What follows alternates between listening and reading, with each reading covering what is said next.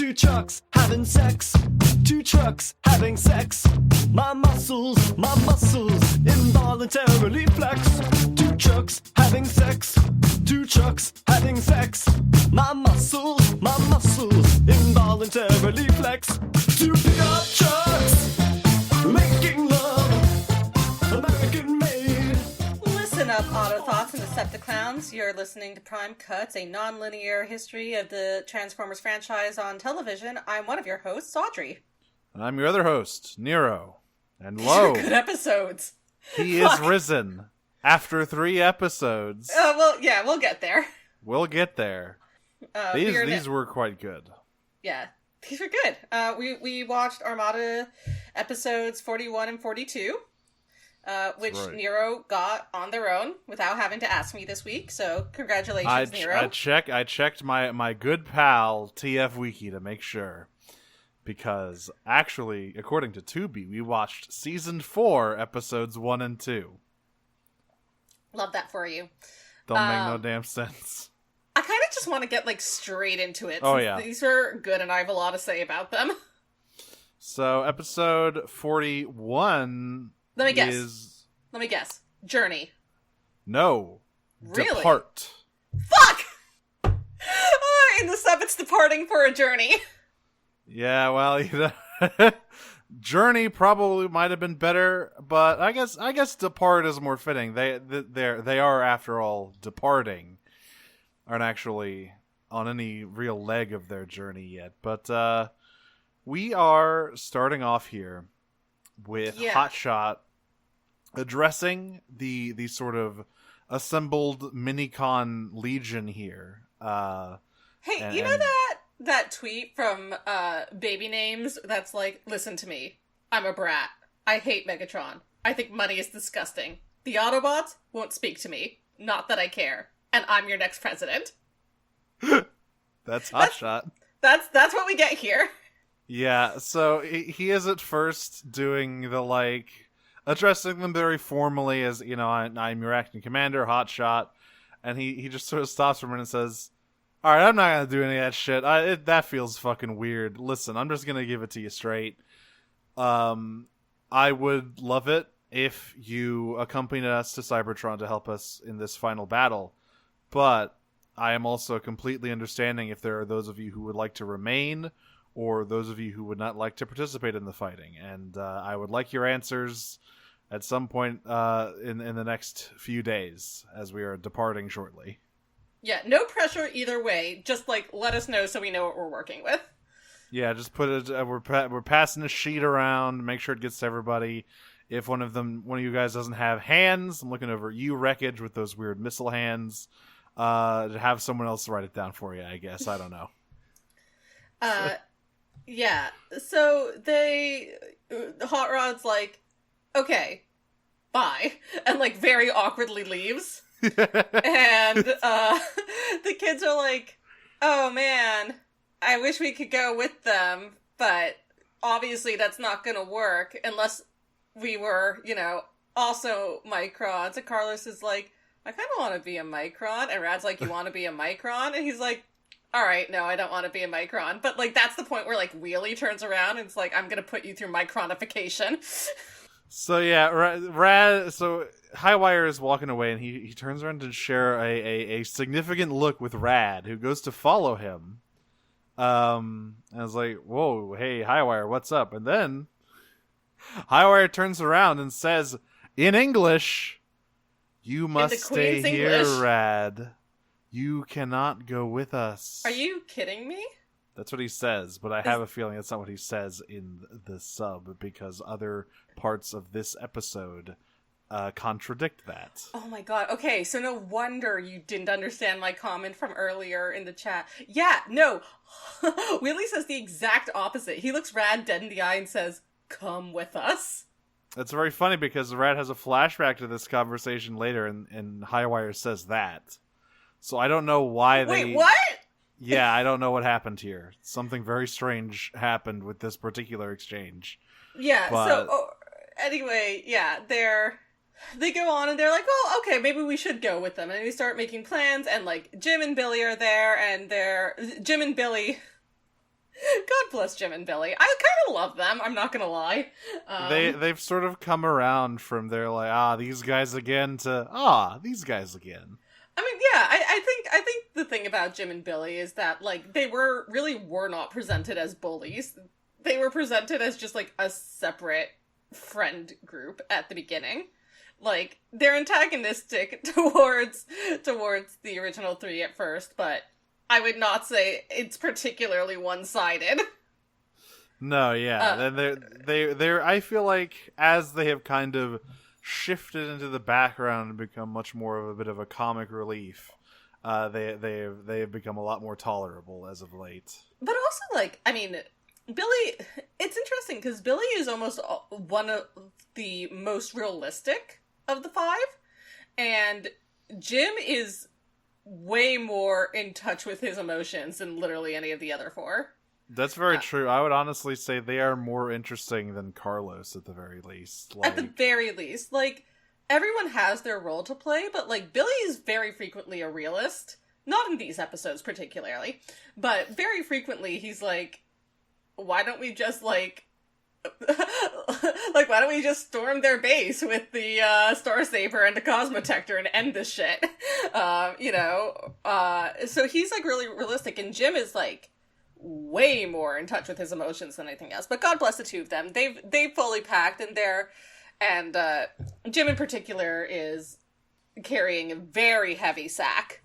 And Billy's like, dude, what the fuck did you bring? And he's like, a lot of snacks. And Billy's like, what do you think we're going into space for? Like, we have a war to fight. And Jim's like, yeah, and you need energy to fight that war. And they're like bickering back and forth, and Ratchet comes in and interrupts with the line that I just love, which is, incidentally, we're not taking you guys with us.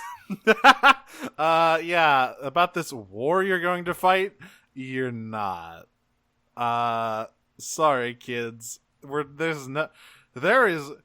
I wish he would have said is, there is no event, no matter what, we will never bring you children onto this spaceship. Nothing could convince us. Winking at the narrator, winking at the camera. So it's the next morning. Rad is having breakfast, and we finally see Rad's fucking parents for the first time in ever. Like, I love his mom. I'm gonna report his dad to child services, but we'll get to that. His dad, in the dub, his dad is so checked out. Like, he's I don't know if the voice actor either isn't good or is very good at portraying just like a guy who just wants to go to work and doesn't like his home life that much. He's like, hey, Father, what's up? when will you let me go and explore the world on my own? Maybe he's voiced by Pauly Shore. Have you ever thought about that? My God, I wish. That would be amazing. Put Pauly Shore in the next fucking Bay movie, or whatever, whoever is making that Beast Wars movie. I haven't looked into that. I don't think it's Travis Knight. But regardless, Rad asks his dad, hey, like, you ever wanted to, like, go to space, Dad?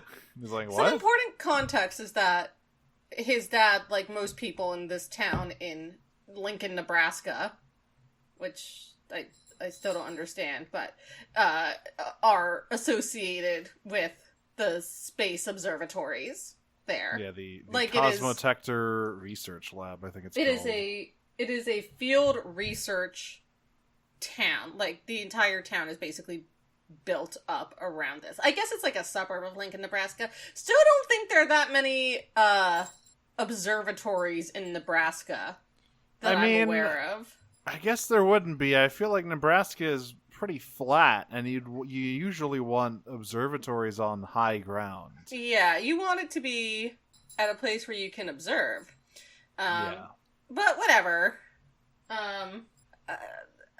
It's fine. It's all made up anyway. But regardless, he also works at the observatory, and he's like, fuck yeah, I want to go to space. Well, I did when I was younger. Now, I between you and me, Rad, that ship has sailed. But yeah, I think this conversation sparks with Rad asking about the comet, which exploded. Right. Yeah. And his dad's like, this is the darndest thing. No one can figure out what happened to that thing. And his mom is like, all right, no work talk at the table, please. Come on now. I love her. She deserves better. So his dad goes off to work, and sort of leaves. Rad does a lot of pondering in this episode. He's thinking a lot about space and how much he wants to go to space. Yeah, well, as we've established, Rad is a nerd. He is a huge nerd. We cut up to the Hydra Cannon, which is apparently slow. Okay, so... Oh, did they not explain it in the dub? Oh, they do. They say that they are still within Earth's gravitational influence, and they need to, like, get out of it to... Oh, it's different in the sub. To get to a warp gate point. What is it in the sub? Yeah, so first of all, I finally figured out what the shape of the Hydra Cannon reminds me of. I think you'll appreciate this, Nero, as a Texan. It looks like a friggin' tamale. Oh my god, it does. You open the corn husk and there's a Death Star inside of it. Yeah, that's it. It's a friggin' tamale. It just looks, I mean, like a nice, filled, maize Death Star. Megatron, our chili sauce reserves are running dangerously low. Yeah. So, the explanation in the sub is that, in Megatron's haste to sort of, like, get away from the scene of Optimus's death and also to destroy the Autobots before that, they had to rush the end of the engine design. So the engine is experiencing some performance issues. Yeah, I kind of wish they put that into that more, because the Hydra Cannon is sort of like, they built it as a weapon first and a ship second. Right, exactly. So I think that actually makes sense. And, like, Megatron is furious about this. And he's like, are you fucking kidding me? Almost verbatim says, are you fucking kidding me? Obviously not the fucking part, but it's implied. And Thrust is suddenly, like, in this position of, I never thought leopards would eat my face, says robot who voted for the leopards eating people's faces party. He's the fucking chairman of the leopards eating people's faces party, and now the leopards are eating his face. Yeah. God damn it. So he's chewing Thrust out here. Cyclonus comments about him, like, man, Megatron sure is bitchy lately. What's gotten into him? And Wheeljack, like, turns back and says, you wouldn't get it. It's not easy to lose a rival. And Cyclonus goes, what? Oh, that's also, like, a very different exchange in the sub. So, I can't remember what Sandstorm is, but Sandstorm is talking about, like, Megatron's bitching. I can't remember specifically what. And Rampage looks at him and is like, careful or he'll hear you. I honestly love the Wheeljack line more, because it's just like, listen, I know what it's like to completely focus your life's purpose on killing one guy. If you do it, what do you do? Again, we find ourselves in some Metal Gear Solid ass shit. Extremely. And it's like, Clonus' response is just like, okay, whatever, man. Whatever you say, dude. Yeah, his response in the sub is like, oh, yikes, you're right. I don't think Starscream... Does he say anything in these two episodes? Maybe he says transform or something, but, like, I don't think he says any real dialogue. He certainly doesn't say anything in this episode. I'm trying to think if he said anything in the next episode. I don't think he did. Because he certainly engages in the fight. Yeah, but, like, right now, he is sort of looking at Earth kind of through the viewports there, and what else is he doing? He's brooding, he's angsting, he's thinking. To be fair, he's actually earned it this time. He fucked up real bad. He fucked up real bad. At least he wasn't the one to pull the trigger, though. So that isn't weighing on his conscience. So yeah, this scene is insane. Back on Earth. On Earth, Rad is being kept awake by his tumultuous thoughts. This is the scene where they show the flashback to Highwire talking to him, and he does say, "Please come with us." In this scene, so once again, I don't know what happened in that earlier exchange. Something must have gotten, like, shuffled around in the dialogue where they just, like, fucked up. Maybe that was supposed to be like Hot Shots line or something, or Red Alert's line. It's weird. I don't know. But Rad is like, all right, I don't know what to do, but I gotta come clean about this to my parents. Maybe they'll believe me. And the first thing I thought of when he goes into his parents' bedroom is that episode of The Simpsons where, Mom, Dad, Bart's dead. That's right, dead serious about going to Itchy and Scratchy Land. Oh my god, I forgot to post the screenshot I took from this scene. Rad literally looks like something out of The Shining in this entire scene. Or like the poltergeist, he's there. He's got the fucking crazy eyes. Yeah, he looks absolutely deranged, and it's like one still shot on him for this entire scene, basically. So it cuts it over to his parents in bed, like, once. Yeah.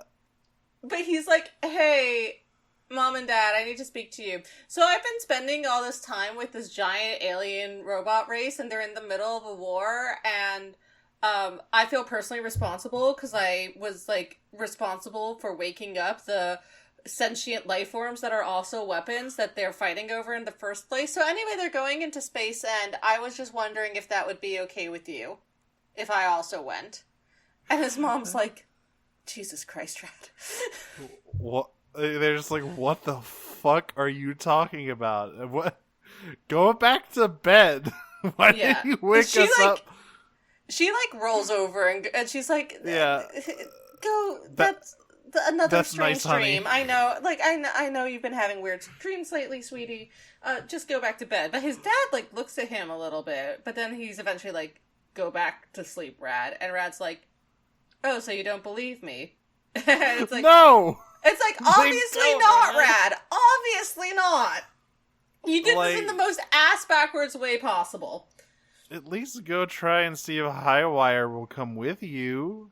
Like, sneak out to the base and, like, say, hey, Highwire, I need you to help corroborate my story. But anyway, he's like, alright, well, I'm defeated and dejected. I'm gonna go back to sleep. And he walks back to his room, lays down in his bed, falls asleep. And you know that post about, like, Apollo giving the gift of prophecy to online funny men? Yeah. That's what happens. So, Rad has a fucking prophetic dream about the Autobot starship being destroyed and everyone aboard dying. He watches Highwire die in a blaze. The light leaves his eyes, literally. And, well, does he say anything when it happens? Yeah, he's like, please, Rad, you have to come with us. We need you. And he dies. And then Rad goes, oh, fuck. I gotta go to Cybertron. Yeah. This is when his dad comes in. Yeah, so his dad comes in. He wakes up so he wakes up from this gasping, and it's the next morning. And his dad comes in, and he's like, hey, son, I want to talk to you. And Rad's like, okay. And so first of all, he knows, he's like, wow, it's a lot neater in here. You used to be so outdoorsy, because let us not forget ever that Rad would fuck a tree if he could. I mean, you can. It just won't go well. But you could. And he's like, wow, when you were so outdoorsy, it used to be so much messier in here. I'm really glad that your special interests in robots is neater. It's very funny, because in the dub, they say the reverse. It's like, wow, it's a real fucking pigsty in here.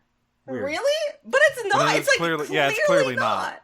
It's clearly spotless. Like, there's not even a fucking shirt strewn over a chair. Like, it's perfect. And my room has never looked that fucking clean. Yeah, really. And so, his dad's like, listen, I want to believe you, and I believe that there's something going on, but, like, what you said last night, it's pretty hard to believe. Rad, I'm gonna level with you. You sounded fucking insane last night. But, yeah, but he's like, I know you said that you have to go somewhere and do something. Just tell me, is this something you absolutely need to do? And Rad's like, yeah, it's something I absolutely need to do. And his dad, without asking any other questions, is like, all right, well, just tell me that you'll come back safe. I'm calling Child Protective Services on his ass. This is straight up negligence. It's To be fair, I guess he doesn't fully believe it until he actually sees the base. Well, later. yeah, I know, but still, giving your 12-year-old son carte blanche to go off somewhere. It's not good. Without even knowing where he's going, and he's like, yeah, this is fine. After he told that story about all the robot civil wars and going into space. Yeah, it just seems like it's very irresponsible. He's I don't know, 12 maybe years old! Dad's been playing too much Pokemon, I think. This is the worst parenting I've ever seen in anime, and that's saying a lot. That's not true.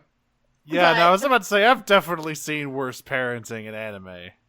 Fucking Gendo Ikari sort of flashed through my mind in an instant. Medusa Soul Eater for me, but fine. So it's the morning. Everyone is getting dressed, getting ready. They all meet. Oh, in the well, street. there's one last thing. Is that like? Oh, right. Sorry, no, that's after this. It's after this. Continue. Yeah. So they all Rad, Alexis, and Carlos all meet up, and instantly they all say, "So we're going, right? Well, we're definitely gonna go." Rad stops outside of Carlos's window first. Yes, that's right. He's like, yay, and he's like, yay, Carlos, like, come on, you're late. And Carlos like, what do you mean I'm late? I'm not late. And Rad is like, yeah, you're late to go to space. And Carlos is like, fuck yeah, we're going to space. Glad I packed for it. Grabs the backpack he already had ready to go and joins Rad. Yeah, and then Alexa shows up later. One thing about Rad's dad here, the closer to that speech he has is, never give up on your dreams, Rad. Sometimes that's all we have. Okay, sometimes you should give up on your dreams, though. Sometimes if your dreams involve being thrust into a intergalactic war zone, yeah. Yeah. So everyone is in agreement. They've all got their space backpacks. There's one last thing, is that they run into Alexa, and Alexa's like, alright, I knew you guys were on the same page as me. I wasn't gonna give up that easily. And she, makes Red carry her bag. Hell yeah. Which I think is very good. So, Hotshot is... We're back in the auto base. Hotshot's like, alright. It's time... There's one last thing before that. This is the thing I wanted to get to, which is, it cuts back very briefly back to Rad's parents. And they're eating breakfast, and his mom comments, wow, Rad left really early for school. And his dad's like, yeah, sometimes you just gotta have that get up and go attitude, basically. Who can say? And I'm like, divorce his ass. You deserve so much better. Something has gone wrong here. She's gonna have a lot of questions for him when he gets back from surveying. Fuck this guy. I hate this guy so much. Just a very laissez-faire style of parenting. Way too laissez-faire. Just, oh boy. See, a Hotshot is addressing the Minicons once more. He's like, all right, everyone who is joining us, please take one step forward. There's a beat, and then all of them step forward. There's a very good bit where every other Minicon has stepped forward, and then you see one of the Duelor is in the back, and he sort of looks around and then steps forward, giving into fucking peer pressure. That's the way to do it. Don't do the draft when you got peer pressure. Which is very funny, because in the comics, Dueler is the leader of the Destruction Team, I believe, and they are the, hardcore Minicon separatists who build a base on the moon. They kidnap Rad and strap him to a landmine, or like a fucking asteroid mine. Good, he deserves it. So, it's very funny that he's the one who's the last one to step forward. I don't know if that's an intentional reference. Well, yeah, because he's a separatist. He doesn't want to fight in this fight. That's right. Well, he does want to fight. It's just that he wants to fight the Autobots and Decepticons. Oh, yeah, in this fight. This fight. Yeah, no, so, but everyone steps forward, and Hotshot's like, thank you all so much. I am forever grateful. We will free you from your bonds. I promise this. And then the kids have been watching all this from the sidelines, and they step forward and say, we're coming too, by the way. Well, Wheelie sees them, and he Yes. makes eye contact with them, and he starts beeping at them, and that's when they take the cue, and they're like, cool, so when do we leave? And Hot Rod's like, no, I think... So we had this discussion, but maybe you guys didn't understand. If so, that's on me. My bad. New with the leadership thing, but you're not actually coming with us. Yeah, sorry. You guys are staying here. So then the Street Action team combine into Perceptor and start making the most annoying noise I've ever heard in my life. It's like a buzzing whine, and then all the Minicons go apeshit and start running into the fucking spaceship. Yeah. They like... So, this is a sit-in. It is. They storm the bridge. Redler's in there, like, checking all the pre-flight gauges and whatnot. And then suddenly all the Minicons pile in there and sit everywhere. And he's like, what the fuck is going on here? And, like, Jetfire's trying to do damage control. And he's like, hey, guys, so, you know, if you sit like that, we can't launch the ship. So if I'm just gonna move you guys. And they all, like... glow their eyes red and point their weapons at him, and he's like, okay. he holds his hands up and backs him and goes, yeah, all right. Listen, I was just making a suggestion. I wasn't gonna do anything. We're cool. But basically, Hotshot, you deal with this. Yeah, basically Hot Rod realized that he's like, what? Why are they doing this? They've been like this is from ever since I said that the kids can't come with us. And he's like, oh. And, like, the Microns are all like, we are on strike until these children risk their lives for us. Does Perceptor say that the humans must come in the sub? No. In English? Okay. No. They figure it out by context. Okay, so Perceptor says it, and there's an interesting line from Hotshot. It's like, Hotshot says the Minicons were never programmed to talk, which is weird. Okay, so that's that's weird. interesting. Yeah, none of that is included. Listen, I get the point of it as a show targeted to like preteen boys. I get the point that you need your viewer analog for the entirety of the show, or that you at least want it there. But it is very funny in context that everyone wants these kids to be in mortal danger so bad. Yeah, well, specifically, the Autobots don't, but everyone else does. Highwire just really wants these kids to be in the middle of a fucking war zone. Yeah.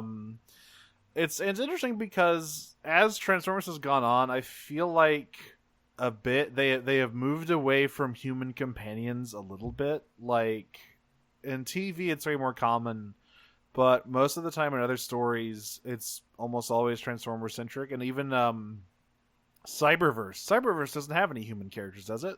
I don't think so, but Cyberverse is mostly a prequel. Right, it's like that is a show, a fairly sizable show, that has, like, no human companions, no, like, where you would have a guy in the boardroom going, like, well, obviously these kids need somebody to relate to. They can't just be coming here for the robots. Yeah, I mean, I think basically any show that takes place largely, any media that takes place largely or even partially on Earth has human companions. Yeah, with the exception of, like, obviously Beast Wars doesn't have any human companions. Right, yeah, sure. But, like, anything that takes place on Earth when, like, humans exist has human companions. Yeah, everything else, it's kind of difficult. Maybe that's why, like, that might sort of, kind of maybe be one of the reasons Beast Machines underperformed so badly, but also that show is just very strange, so it didn't really help. The late 90s and early aughts were not particularly forgiving to the Transformers franchise. I mean, Beast Wars was a runaway success. There is that, at least. Beast Machines, maybe they went too hard on the religion, but we'll get there eventually. Anyway, the kids are coming. They got their backpacks. The best part of this is that, like, at the end of it, Billy and Jim run in again, and they're like, okay, save room for us! And there's, like, a shot up to Hot Rod and, Ratchet. And Ratchet looks at Hot Rod and is like, should we take them too? And Hot Rod's basically like, fuck it. So I don't know if they're important or not. I'm just not going to risk the Minicons throwing another goddamn fit. We're leaving. We were supposed to be leaving 30 minutes ago. He's literally like, in for a penny, in for a pound. If we're going to put humans at risk, might as well put them all at risk. Fuck it. Yeah, let's fuck go. It, whatever. Whatever, man. So they launch, apparently, so Hotshot says Starship Axelon commence launch. So this is the ship is called the Axelon, which, speaking of Beast Wars, that is the name of the Maximal ship from Beast Wars, the Axelon. Oh, cool. So interesting, fun little reference there. It's never actually named in the show, Beast Wars, but it's that's what it's sort of referred to as in scripts and stuff. So, like, the people writing Armada would have known about the Axelon. And we see that, like, Alexis is doing something on her laptop and sending a few messages around. And we see Rad's dad get a message at the fucking observatory. And it's coordinates. And as we kind of cut in between the Axelon taking off and the kids seeing Earth from space and the scientists rushing into the abandoned auto base, and Rad's dad going like, oh, fuck, he wasn't lying. Yeah, Rad's dad is just like, oops, I gave my son explicit permission to go to space with aliens. Whoopsies. Uh-oh. And the Decepticons, Thrust is like, Megatron, craft just launched from Earth's orbit, and it's much faster than us. And they zoom in and they see the big fucking Autobot symbol on the bow, and Megatron's like, ooh, ooh. And he's like, why the fuck are they so much faster than us? And Thrust is like, I think maybe they used the Micron's ship warp drive, and also our engine's still busted. So, not great. And Megatron is like, well, Thrust is like, they're going to pass us. What do we do? And Megatron's like, ignore them for now. Just keep going. Fuck them. I don't care. Optimus isn't there. So what can they do? It's fine. It's fine, Thrust. Don't worry about it. Why are you looking so worried, Thrust? Well, so that's the end of Depart. Yes. Which, and it's I think it's time for a miracle, which is the name of the next episode. Yeah, it is in the sub, Resurrection Miracle. So, do you get a new cold open? We've had the Unicron battles opening for 3 episodes at this point. It started on the episode right after Optimus's death. So we've had the new intro for a while. Okay, so this is the point where the sub gets the new intro, because they are finally going to Cybertron. So the new intro is like, Cybertron, home of the Transformers. This is the voyage of the Starship Enterprise. That's right. So everyone is sort of looking at the viewport. All the kids, they've all got their color coordinated spacesuits on, and they're all just talking about like, we'll be back here. We'll come back to Earth. I have to say, so in the new opening, I think we get a better look at the what is it that called, the Autobot ship? The Axelon. The Axelon. We get a better look at the Axelon, and I have to say, it looks a lot better than the Hydra Cannon does, which again, it looks like a tamale. It looks like a ship. It looks like a spaceship. The Hydra Cannon. It also looks a lot more phallic. Oh, it's extremely phallic. The Axelon. Cannot emphasize enough that it is a dick and balls. It extremely is. And yeah, so on the viewports of the giant spacefaring dick and balls Axelon, the kids are sort of looking at Earth slowly shrinking away into the distance and going like, "We'll be back, right? Or we'll be back after everything on Cybertron is done, and we'll be nice and easy, and we'll wrap it right up." Yeah, so Billy is upset. Billy like cries out. He's like, "Oh no!" And they're like, "Oh God, what's wrong?" And he's like, "I forgot to set up my DVR." I'm gonna miss the last episode of Neon Genesis Evangelion. It's like, fuck, I forgot my portable DVD player. Or he either forgot the DVD player or he forgot the DVDs. I think he forgot the DVD player because the next gag is sort of a reversal of that. Were there DVDs back then? I think this is still firmly VCR era. Let's see, this was 2002. Well, technically this show takes place in the year 2010. Not a fact that has been established. But they still don't know about technology that wasn't invented when it was.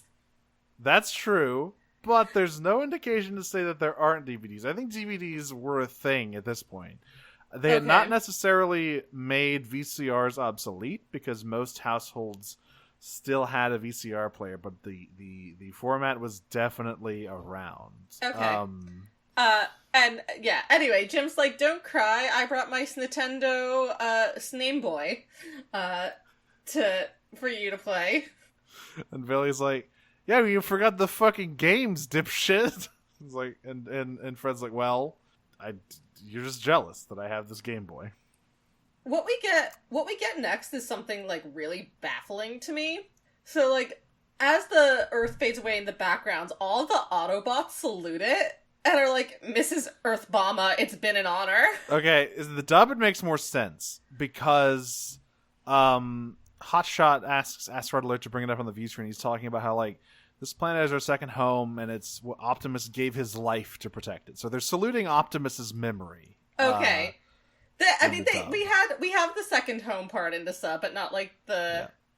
Maybe we did have the Optimus part. I don't know. I feel like that must have come up. But like they don't really say it. Like Hotshot says, like Optimus gave his life to protect it. We'll never forget you, sir. But no one really echoes that. They just salute it as well. They are all just pressing F. They are pressing F.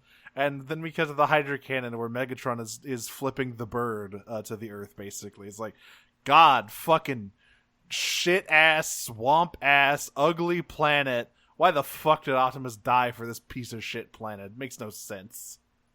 Fucking hate that guy. Why'd he die? Yeah, it's like, uh-oh, is someone jealous that Optimus cared enough about Earth to die for it? Did someone get addicted to a war rivalry that left him without closure? and Thrust is like, not to interrupt your thoughts, Megatron, but I would like to remind you that Autobot starship is still gaining on us, and we should probably do something about it. And Megatron's like, "Do you think I'm worried? Do you look at me, you little squid-headed piece of shit? Do you think I'm worried about that shit? No. Turn around." My liege, you seem to be experiencing botherations. I'm normal. Thrust, look at me. I have never been more normal in my life. You're the freak. I'm normal. Fucking eye twitching. He's like, turn it around, turn the ship around. We're gonna fucking get rid of them once and for all. Fuck it. Tired of this shit. Tired of these Autobots. And Thrust is just like, fine, all right, whatever. He sort of like goes off to the side and starts muttering, Jesus Christ, what a fine mess I've gotten myself into. He's like, are you sure, Lord Megatron? The warp point is literally right there. Yeah. And like, Megatron's like, did I fucking stutter? He's like, we're almost to the point where you just warp straight to Cybertron. We can literally beat them there. And he's like, no, we're gonna kill them. Turn the ship around. And that's when Thrust is like, God damn it. I am just trying to do a coup. And he's making it so difficult. Yeah, so, what a surprise that the guy you're trying to overtake is making it difficult for you. So we cut down to, like, I guess it's the Minicon lounge. It's like a seating area with a bunch of tables and stuff that are sized for humans. And there's a bunch of Minicons standing around talking to Sparkplug, who is still clutching the Matrix. He still has the Matrix. And it starts to glow a little bit. This could say, Sparkplug and maybe his disciples, one might say. Oh. Anyway, I don't. Why Why his disciples? I don't know. No, but I mean, I get the Jesus joke, but like, oh, you're saying that Prime is like Paul the Apostle. Correct. There got we go. Got it. Okay. Yes. Got it. Got it. We got there. And when the Matrix starts glowing, a bunch of signals show up on the radar, and Sideswipe goes, "Whoa, fuck! What the hell is that, sir? There's like 1 billion signals on the radar." It turns out it's just like some orbs, some glowing orbs that start flying around. You would not believe your eyes if 10 million fireflies. It's all a bunch of Minicons, just sort of flying around. I guess Minicons from various other parts in space or scattered out throughout the rest of the solar system. Flew through space. And we cut back to the kids and well, okay, Rad is like, Rad's like, what are those things? And Wheelie's like, again in the Queen's English, nakama, comrades. Yep. And he's like, friends. And Rad's immediately like, friends? What do you mean? And Wheelie goes, beep beep boop boop. And I love the idea of Wheelie being selectively mute. He is. He's like, it's like. He talks sometimes when he wants to be impactful, and he goes back to the bleep bloops. I think it's like a really funny thing for him to do. I fully support selectively mute Wheelie. So, the Highwire, and I guess maybe Sparkplug as well, have called all of these Minicons here to lend the Autobots their strength. And Rad's like, well, that's nice, but what is it exactly that they need to gather strength for? And Wheelie just turns to him and says, enemy. And then they all hold up their hands. The Street Action team all hold up their hands for a good old... I believe they've done this with the kids before. They've done like an E.T. mind meld situation. This is in like the 3rd episode or something. So they hold up their hands, and the kids all give them very slow high fives. And just to remind the audience... slow high fives? I don't think that's what that is. It's basically what it is. Okay. So, to remind the kids, and also to remind the audience, because it's been a very long time since I remember Sideways... this guy, don't worry about it. Since Sideways Virtual World Adventure, we see a flashback of their escape from said virtual world, where they saw this huge looming shadow and 2 big evil yellow eyes like looming in the distance with this big evil looking planet. And the Rad comes out of this vision and goes, is that the enemy? And Wheelie finally, for the first time in this series, says Unicron. Yeah, we finally have a name, folks. Nero and I can stop pretending that we haven't been saying it for 20 episodes. We've been talking about Unicron, but the show is finally about Unicron. So I guess now I can talk a little bit about Unicron's sort of importance to the franchise. He's pretty important. Yeah. And specifically, he is very important to Armada, because Armada was the very first time Unicron received an actual toy. The Unicron figure was the centerpiece of Armada. It was fucking huge. It was the only like supreme class figure in the toy line. That is why they went so hard on the Unicron Battles branding for the dub. They wanted to sell this big motherfucker. This is, of course, not Unicron's first appearance. He's been around since the 80s. He's the big villain in the 86 movie, most famously voiced by Orson Welles in his final film appearance. But Rip Legend. Rip Legend. He phoned it in, and yet still fucking great performance. Please, if you haven't seen some of the like interviews Orson Welles did about voicing Unicron, and just the Transformers movie in general, please just do a quick Google. They are some of the funniest pieces of writing I've ever seen.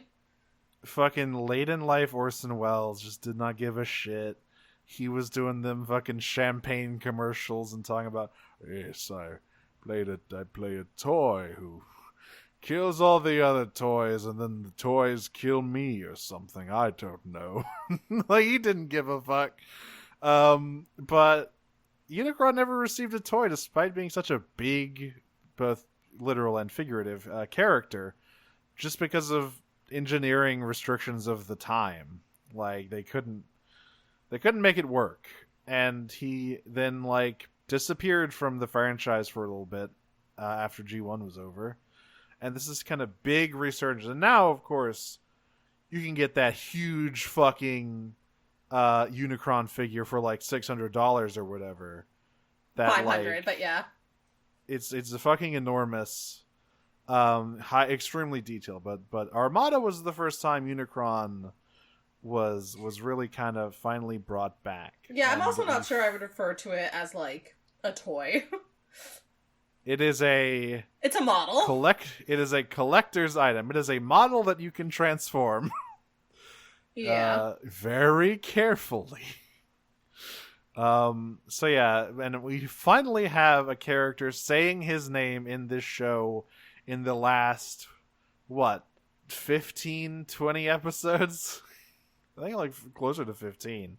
Yeah, it's 50. It's either 52 or 56 episodes. I can't remember. I think it might be 54, but I'm not quite sure. But like we are really closing in here, so it's Unicron's time to shine. And as soon as Unicron, Highwire says Unicron, Rad's like, "Oh, so is that the enemy? Okay, that's fucking scary." But then we cut back to Sparkplug briefly. One thing, all right. So usually, what they have done for big Minicon crowd shots is just kind of repeating models of various Minicons. They even did it earlier in this episode, or in the previous episode. But now they've got these. There's a bunch of like generic Minicons and like kind of build a Minicon looking guys to fill out crowd shots. These guys look like shit. These guys look like shit. I think the ones that man the turrets later look pretty cute. Those are fine, but like this particular. Yeah, I don't know what. These guys are fucking freaky looking. But like alarms start going off. They're flying through an asteroid belt. And like Red Alert's like, okay, we need to be careful. Not only is it dangerous to fly through an asteroid belt, the Decepticons are probably still out there, and they might be using this as cover. So we need to kind of Blur. We're putting our lives in your fucking hands. So he sort of Han Solos his way through the asteroid belt. You know how he is. Again, animation not great here. Some of their worst work, TBH. Yeah, like the bumping into the asteroids and whatnot looks real. Sliding axelon.jpg around space.png for sure. But they kind of make it through the asteroid field, and unfortunately, Red Alert was right. The Hydra cannon kind of peeks out from behind an asteroid, and we get into our first space battle of Armada. Oh boy! Actually, that's not. No, that's not true. We've had others. The opening. Well, I'm not counting that little skirmish in the orbit of Mars. That was like individuals fighting in space. Yeah. I'm talking like ship combat sort of. Okay. I mean, I guess I find the line to be a little thinner, given that they do get out of the ship and fight each other. They do, but the Minicons start running around. The orb Minicons kind of begin to surround the Axelon as the Minicons start manning their battle stations. They man the turrets as because Thrust is like he's the vanguard, I guess. He's fucking strafing the shit out of the Axelon, but he gets blown out of the sky by a Minicon. And they all like celebrate. They like high five each other after they shoot him down. It's great. Yeah, it's very much that man is playing Galaga. They thought we wouldn't notice, but we did. And then he shoots thrust, and in parentheses it says everyone like that. Yeah, just like a fucking applause noise plays. Yeah. He got slams into an asteroid. Max companion approval in his Dragon Age game. From everyone, even the Decepticons. Yeah, everyone like that. So even Sideways. Especially Sideways Doubleface. What the fuck are you talking about? He loves. I mean, you have to imagine that Doubleface. Now that we know that he's an agent for the Space Devil Unicron, you have to imagine that he's just out here having a grand old time watching all this. He's got some fucking popcorn. So the straight action team go down to the Minicon lounge, and they're the ones who spur the Minicons to take their battle stations. So everyone can fly in space regardless of alternate mode. I guess the jets are just a little bit more like maneuverable in space. Listen, that's their if fucking Sandstorm can do it, anyone can fucking do it. Well, thankfully they don't have him in helicopter mode. He is just flying around in robot mode because that just simply wouldn't work. But it did. He already did it before. I think someone might have told him that it doesn't work, and so it doesn't work anymore because he knows it doesn't work. Because he doesn't believe it works. Great. He didn't know before, but then Demolisher asked him like, "Hey, how the fuck are you flying in space?" What do you mean? You need air for that. You need to push down on air. What? You're a helicopter. That's just not how that works. It just falls out of the sky. Yeah, it's like Looney Tunes. Yeah, exactly. So, yeah, everyone is fucking fighting. Like, Cyclonus and Blur are fighting. Hotshot zeroes in on Starscream. It's like, all right, motherfucker, let's go. Gonna beat your ass. I still don't think Starscream says anything in this episode. I think you're right. I think he's just fighting. He's still too in his own head about fucking up big time. He does dig his sword into Hotshot's forearm there. Gets in a good hit.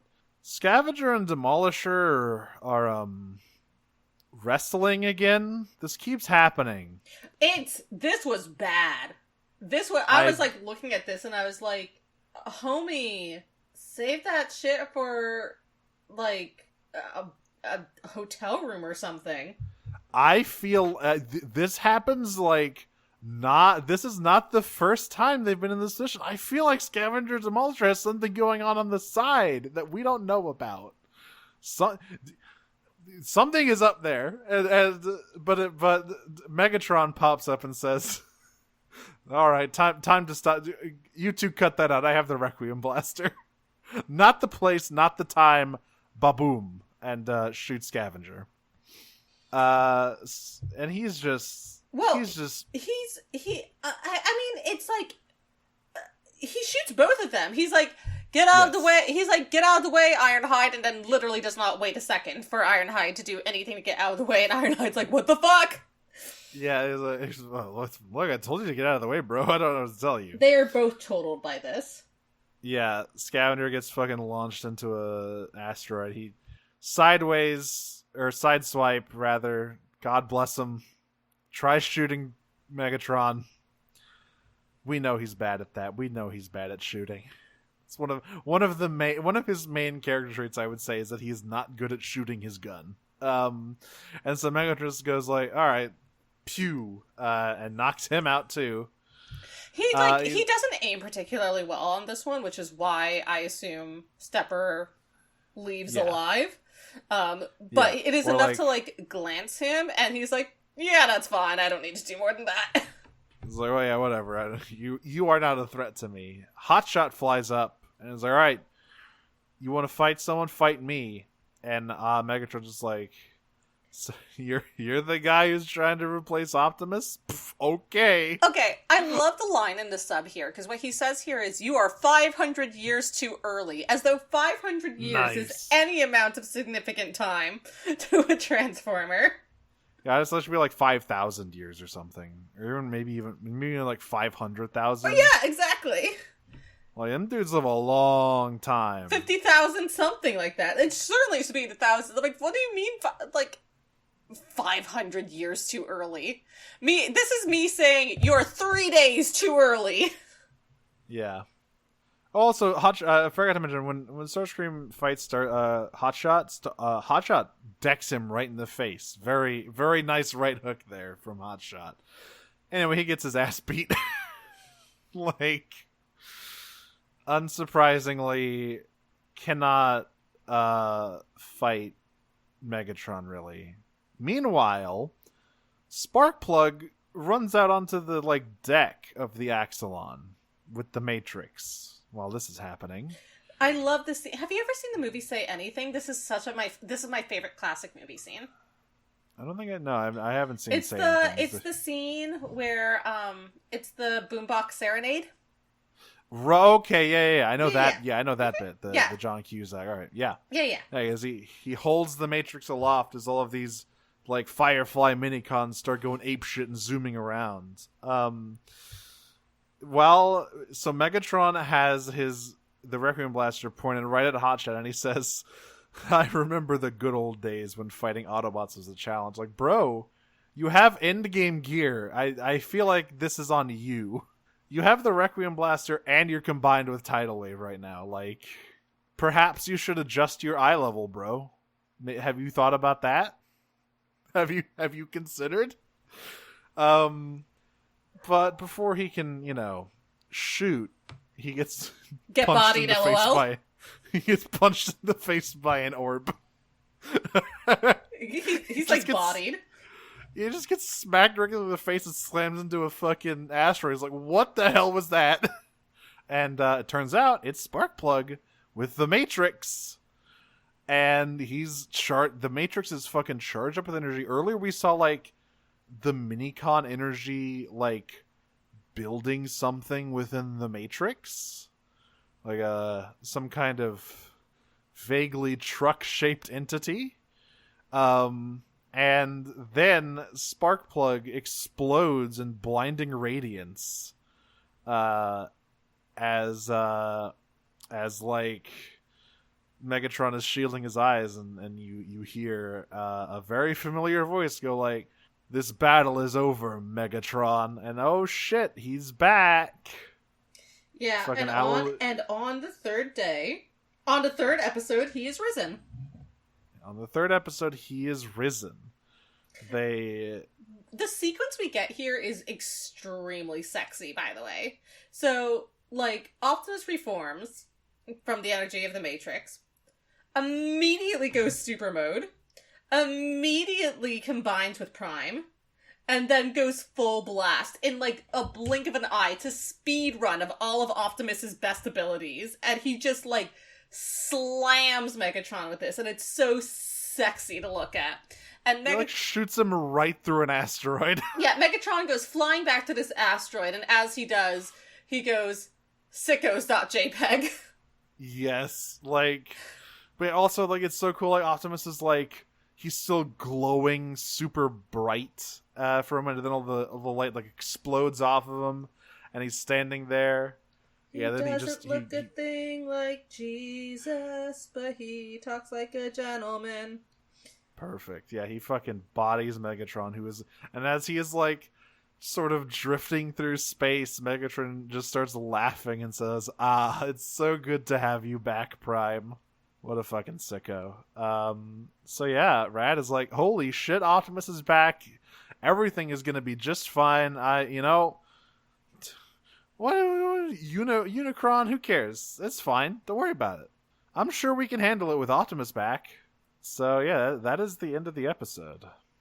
It was good. It's good. It's fucking good. And from what I remember, basically the rest of the show is pretty much hitting this level of quality, in terms of just Thank God. cool shit happening. We are well past the rough days of Armada.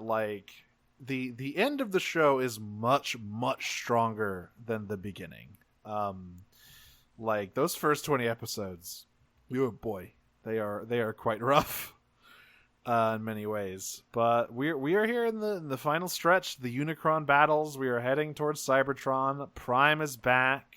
When we have enough under our belt, we should do a fucking Optimus Prime death ranking.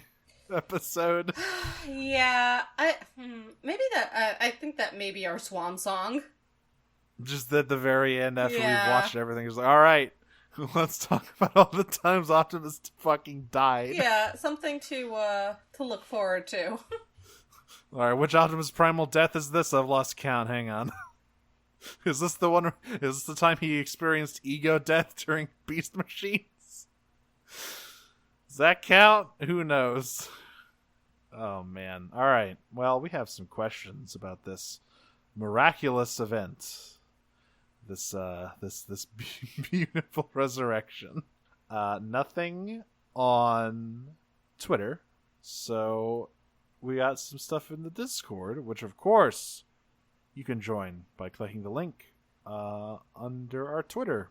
MouseyCon asks, what are some space miracles you'd like to see? For example, turning water into Tang. I'm trying to sci-fi. How do I space Jesus up these classic miracles? They're old hat. We gotta modernize them. Yeah, I'm not that well connected or informed about the Christian canon, being as I'm not a Christian. It's been a very long time since I had any interest in going to church. I'm trying to remember. I'd like. He gives that blind dude cyber eyes, like a cool cyber eyes. I would like to have a piece of space toast, that is charred into with the image of the Cygnus constellation. Yeah, with an image of Optimus Prime. Yeah. Something. I would like the diamonds on Jupiter or wherever it is that rains diamonds to turn into blood. I feel like there's an exoplanet that rains blood. I remember that being one of the things people talk about, like talk about fucked up exoplanets we know about. It's like that one, the one that maybe it's I think it's that it rains like iron shrapnel. I think it's that one. Yes, yeah. There's one that rains. There's one that rains diamonds, and then there's a real planet, not in our solar system. Yeah. The one that There's rains some fucked up diamonds, shit I out do there. believe is Jupiter. It is somewhere in our solar system. I think it's Neptune. Maybe and it's Uranus. Neptune. I think Okay. it's the ice giants that Yeah. have the Yeah. liquid diamond, the Sure. fucking liquid diamond mantles. Right. Sick. Love those guys. So that's They're an so R, but there blue. is another one that rains iron shrapnel. Yeah. Not in our solar system, but it is a real planet. Yeah, cross that one off the space charts. Let's not go to that one. Nothing good can come from going to fucking Flack Planet. Carshmallow asks, "What's the best food to eat in zero gravity? Anything that doesn't have crumbs." But like, I mean, the classic is, I feel like fucking Homer did this in the episode where he goes to space, where he like squirts the cheese whiz and like floats through the air to collect it in his mouth. Yeah. I think something that's actually quite solid in general. Yeah, like what is the answer best food or most fun food? Yeah, I think the thing 'Cause those that are would different be options. like the best would be like something like a hot dog, maybe. I think that could be both the best and the most fun. I think that How does double the D. fuck? Yeah, but like, how do you do the condiments? You just like Well, again, you squeeze them out and then you push the hot dog into them. into the Yeah. sort of a free-form hot dog construction. This part of it is not rocket science. That's true. I'm sure there's someone at NASA whose job it is to figure out how to make a hot dog in space, and that's gonna be me. I'll be training to be that person. Alternatively, Never give up there's on your still- dream. In the words of That's Brad's dad. It's all we have sometimes, and he seems like a man who makes good decisions, so I will follow his advice. Shit. Carshmallow continues, alternatively, if you ever had that freeze-dried astronaut food stuff, what's the best thing to freeze-dry into an astronaut food? Which I believe... It's ice cream. Astronaut ice cream slaps. Sorry, that's the end of it. You know what's funny? I went to the Johnson... is it Yeah, I think it's the Johnson Space Center in Houston. When I was a kid, I did not buy the astronaut ice cream. I don't know why. Are you kidding me? Have you ever had it? I have never had freeze-dried ice cream. Oh No. my god, I've had it so many times. Listen, New York has a lot of flaws, but one of its flaws is not a lack of things to do, including really good museums. And the Museum of Natural History is one of the better museums in New York, if anyone's curious. I so badly want to go. I want to see that. I want to see that big blue whale. Homie, if you ever visit me, I will absolutely take you to the Museum of Natural History. Hell yeah. But the space shit that they have there is so great, and the Museum of Natural History is interesting, and it's like a lot of museums in New York where it does have a main gift shop, but because it's so big, it has specific gift shops near basically every section. Oh my god.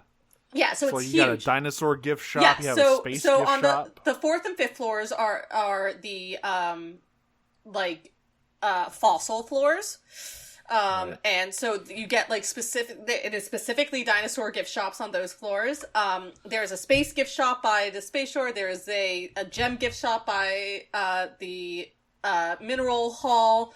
There is like a general animal gift shop by like the ocean life areas. Like it's cool. But anyway, in the space section, they always had astronaut ice cream, and I would always buy it because that shit slaps. It slaps.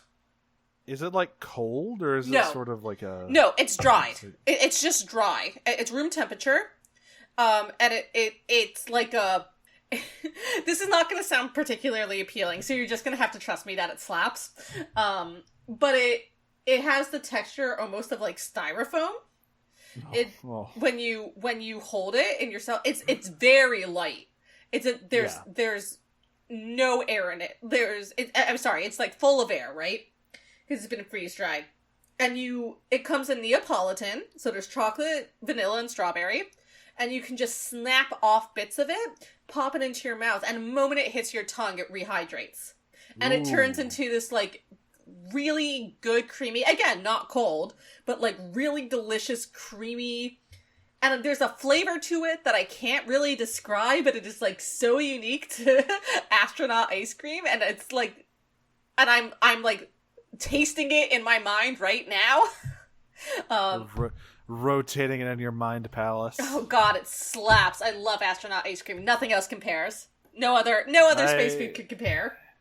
Yeah, I never tried it. I don't know why. Like, I guess I thought maybe it would feel like styrofoam when I put it in my mouth, which is not an appealing texture to anyone. But now that I hear it's like, it melts in your mouth. Yeah, it literally like rehydrates instantly in your mouth. I gotta try that shit. It's so good. So fucking good. Alright. Cassarachnia has an involved one here. She asks, if you were to cast an Ace Attorney case with Cybertronians, who would be defense assistant, prosecutor, judge, victim, defendant, first witness, and second witness, who is also the guilty party? Now, for the sake of my brain, let us limit it to Armada for now. Because if we spiral out into IDW or whatever, things can get real wild real fast. Okay, Thrust has got to be prosecution.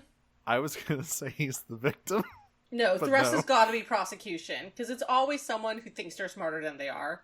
That's true, but he's not like the cool prosecutor like Edward. No, he's like a fucking Manfred, or a Winston Payne. Yeah, just a real fucking nerd ass. The judge is Ratchet or Red Alert. I think he's got a level head.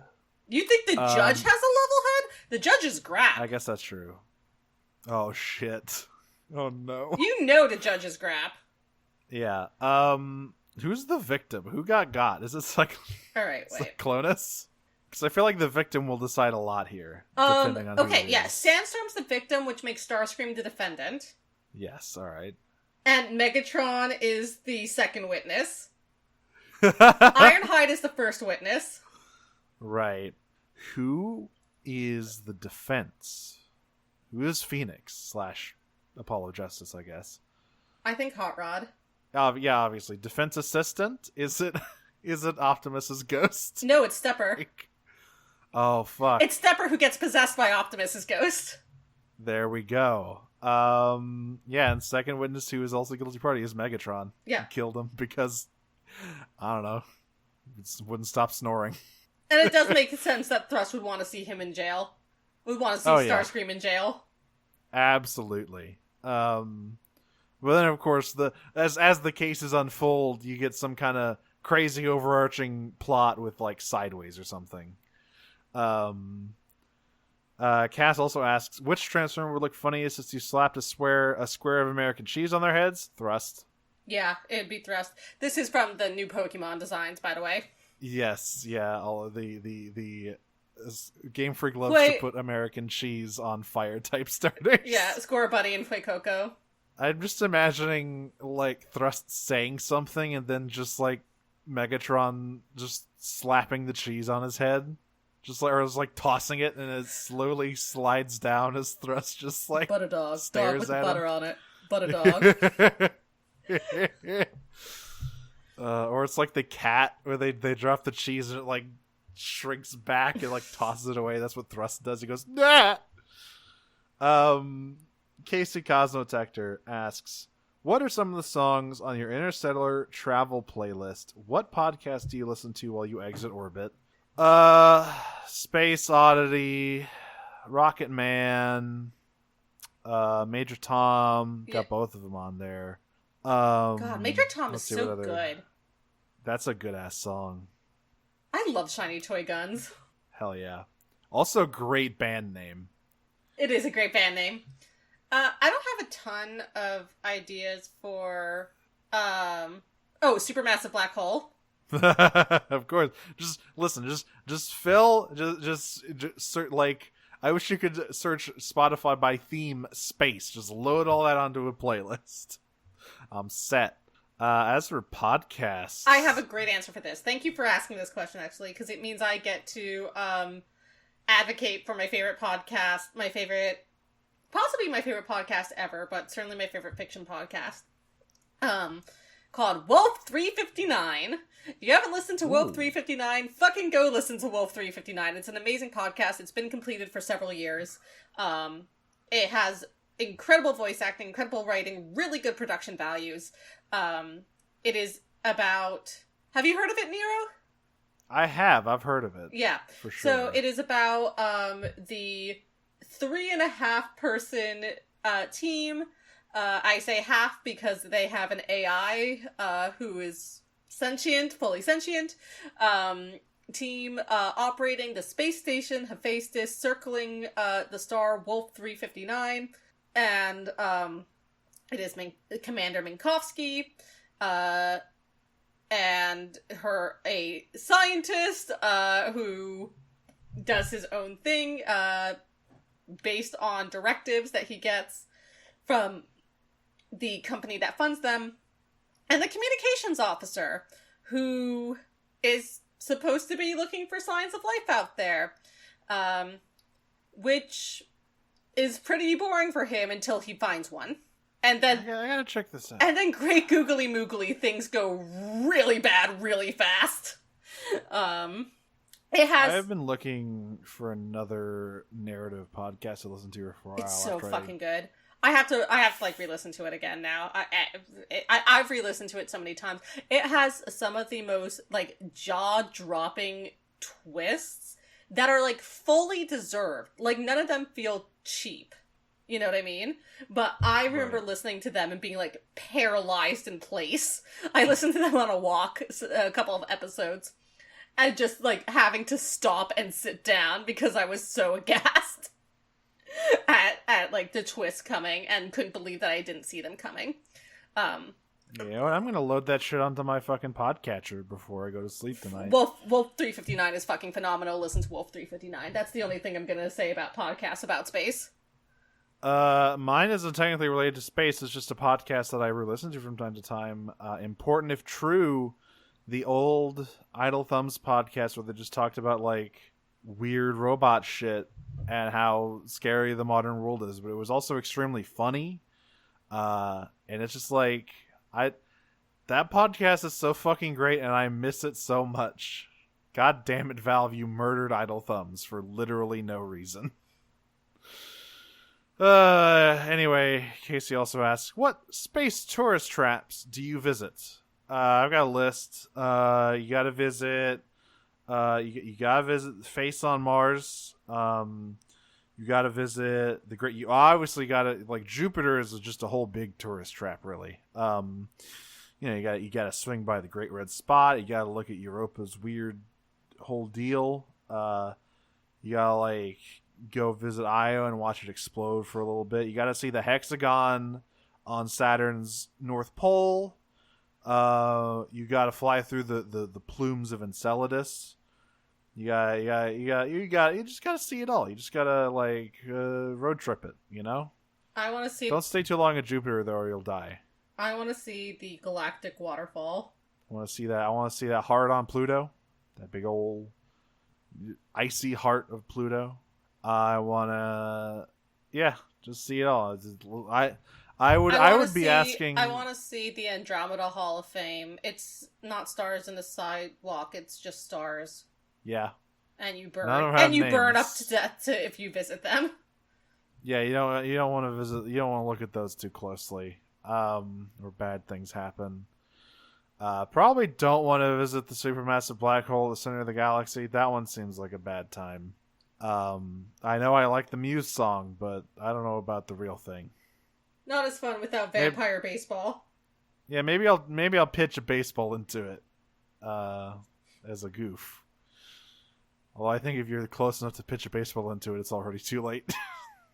You are already being spaghettified.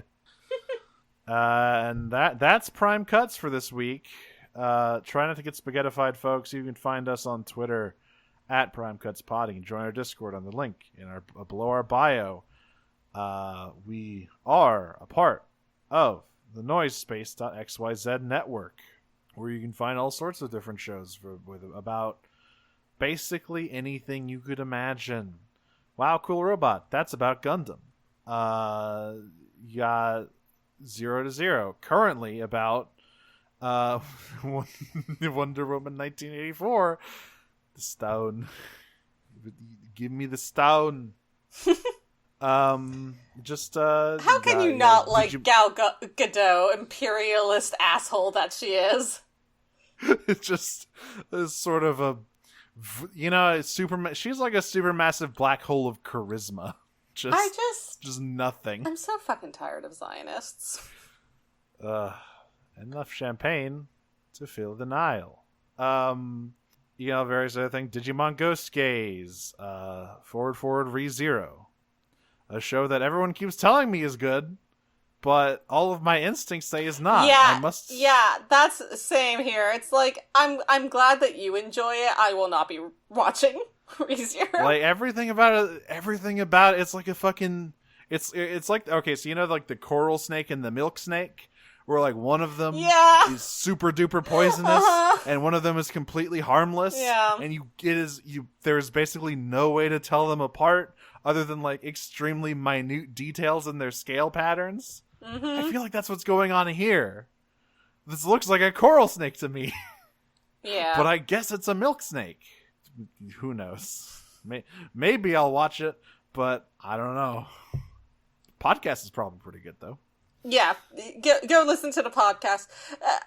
I listen, if it exists on Noisespace, probably your preferred way the best way to consume that media is just to listen to the podcast. It's certainly the best way to listen to the other podcast I do, Pot of Greed, which you can find on Twitter at Pot of Greedcast. It's about Yu-Gi-Oh! And we're in GX. And there's not much that can be said about Yu-Gi-Oh! Or Yu-Gi-Oh! GX that has not been said already, but by God, we're going to say it, if it exists. You can also find me personally, Audrey, at Optimus Prime on Tumblr and Twitter. It's my funny robot internet joke. Hope you get it. That's me. I hope you get it by now, at least. We've been talking about Optimus Prime for like 20 episodes Yeah, now. the only way you wouldn't know if you don't know Northeast internet providers.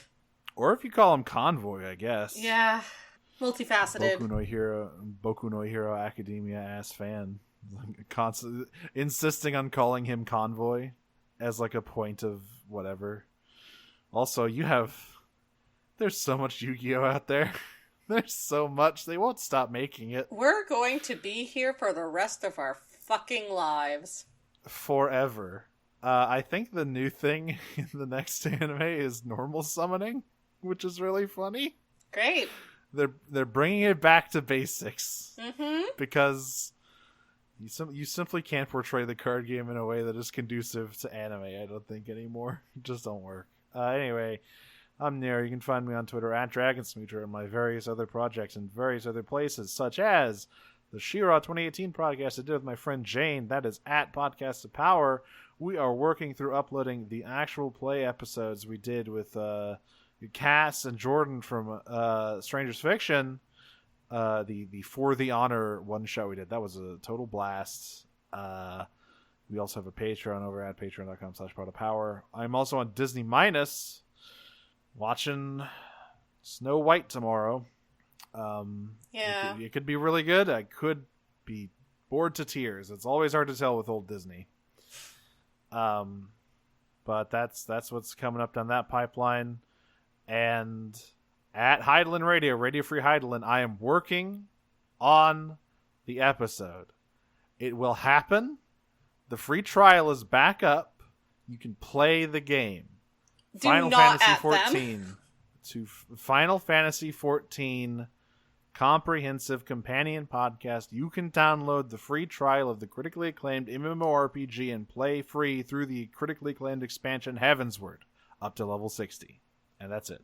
So I guess until next time, I am going to make a list of people that I feel okay speaking to and ignore everyone else, transform and roll out. I am going to sort of kneel down, say the Prime's prayer before I go to bed, and transform and roll out. Primus, my soul to take. Peach. Peach.